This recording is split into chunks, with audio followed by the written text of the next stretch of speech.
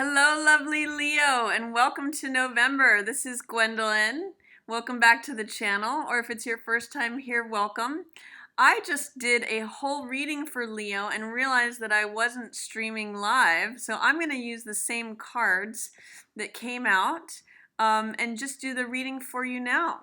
I am back here after a while. I know some of you have noticed I've been gone for a while. I've been doing a little bit of traveling. I've been working on one of my new tarot decks. And I just got my computer tuned up a little bit, so it's a perfect time to be doing readings.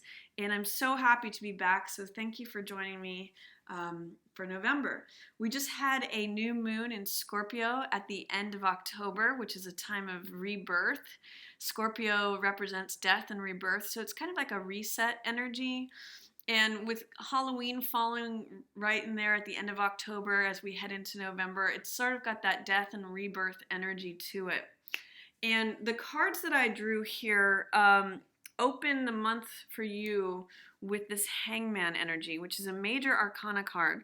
So if you feel like things are in suspension, that's a possibility here. You may be just taking a time out from things, taking a breather to evaluate things. Hangman can usually be about just taking a rest and observing things, getting a new perspective on things, and also surrendering to things.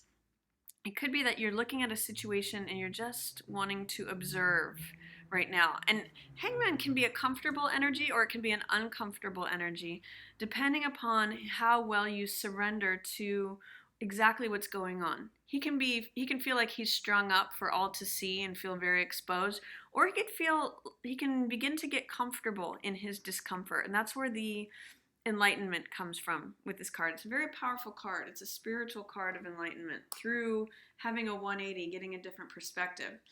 Three of Coins tells me that there's something that you may be no longer willing to put effort into, or there's a group collaboration, or something that you were working on with another person or more than one person that either you or they have decided to stop putting effort into it. You've decided to not continue developing it, continue working on it. So there may have been something that you took a step back from and you took another look at it and said, maybe this isn't something that I want to build, or maybe this isn't something that's going to be fruitful for my efforts. I also see with the Wheel of Fortune in reverse that things may be going more slowly than you'd like them to be, or more quickly than you'd like them to be. It sometimes looks like when Wheel is in reverse that things are not going in our favor. But I look at Wheel of Fortune as a very positive card, either in the upright or the reverse. When it's in the reverse, it just means that there may be some resistance on your part to accepting things going at the pace that that nature wants to take. You want things to speed up or you want things to slow down. And it may especially be in relation to a lover's situation. There may be something happening that is related to a love relationship that is not happening as quickly as you would like, or you'd like to slow it down. And I'm seeing it's possible with these two in reverse and with Three of Coins in reverse that someone has decided to stop putting effort into this. They've slowed it way down. Whether that's you or someone else, Leo. And I see this is actually as you. It could be a Pisces that you're dealing with. Hangman can often represent Pisces. But I see it as you taking a step back to evaluate the situation, to get clarity on it, Leo. And it does look like for some of you it may involve marriage, or it may be a marriage that you're in. This is Hierophant. Or it may just be a higher spiritual lesson that you are learning from this by taking a step back and evaluating something about whether you want to continue putting effort into it or not. Hierophant usually has to do with conventionality, doing things in a conventional way, with marriage, with learning higher truths, going to higher levels, graduating from something. And it may be something that you are kind of in your head about a little bit, Leo. I see this Eight of Swords. And usually Eight of Swords has to do with when we're thinking in a certain way that makes us feel trapped. Swords represent ideas, beliefs, the way we think about things, our thoughts, and this person is surrounded by their own thoughts. There's no one else there keep holding them captive. They're captive to their own thoughts, and they can walk away at any time. But I get the sense that there's some old stories about heartbreak, old stories about grief that you may be working on releasing, Leo. Whenever Three of Swords appears in the reverse, it means that it's an opportunity to heal your heart. If there's any grief, these thoughts, beliefs, and ideas can be pulled out to allow your heart to heal. So the center of November, I see it as you letting go of old negative thinking that is essentially keeping you stuck. And that might be why you're experiencing this hangman energy, Leo. I see too that you may be opening to receiving love from a different direction. Four of Cups can often mean not seeing the love that is coming at you. But when it's in the reverse, you may be opening your mind, or opening your heart really, to, as it heals, opening your heart to new love that's coming from a different direction than you expected. And I see too that justice is going to be served in the situation. Sometimes the Wheel of Fortune in reverse can represent karma, or in the upright as well. And karma is neutral. It can be good or bad depending upon the behavior that consequences are being issued for. But I do see justice is being served in this situation here towards the end of November, Leo. So I see with these two major arcana cards along with this third major arcana card, these two are very spiritual cards.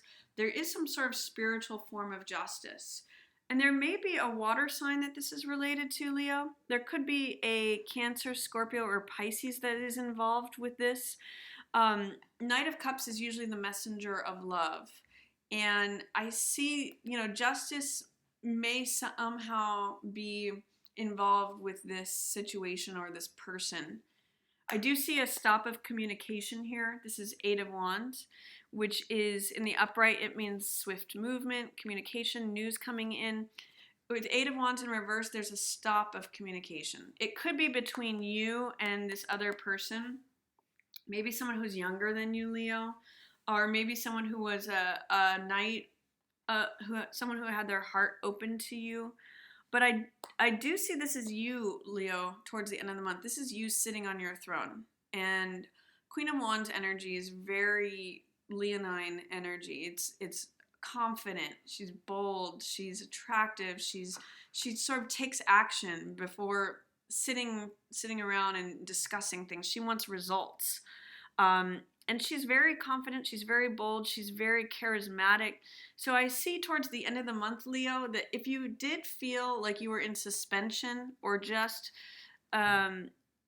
reviewing things, thinking things over, by the end of the month, you're ready to take action. You're kind of back to yourself, Leo, by the end of November.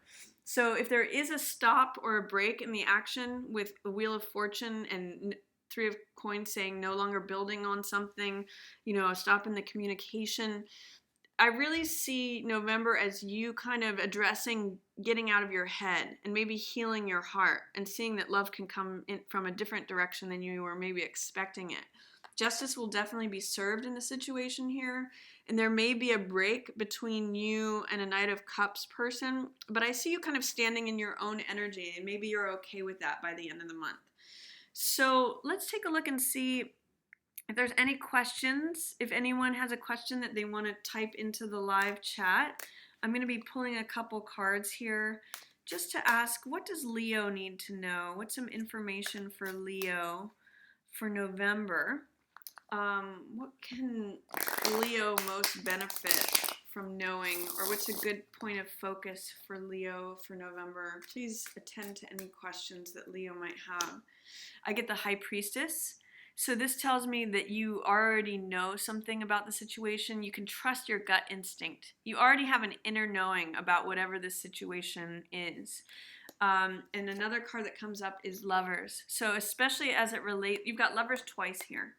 So especially as it relates to a lover's situation, Leo, you kind of already know the answer. And this is another Pisces card, so maybe it has to do with a Pisces. You already know something about a lover's situation involving a Pisces, or you just have an inner knowing about whether it's you or someone else in a relationship. you can kind of trust your gut instincts here in November regarding it. And you end up, you end up on your throne as yourself by the end of the month. So I'm liking that energy for you, Leo. So that's your reading for November. I hope you enjoyed it. I want to thank everyone for joining me here. It's great to be back. And as always, I just appreciate everyone who is showing up to hear these. Thank you so much for being here. Yours in the stars.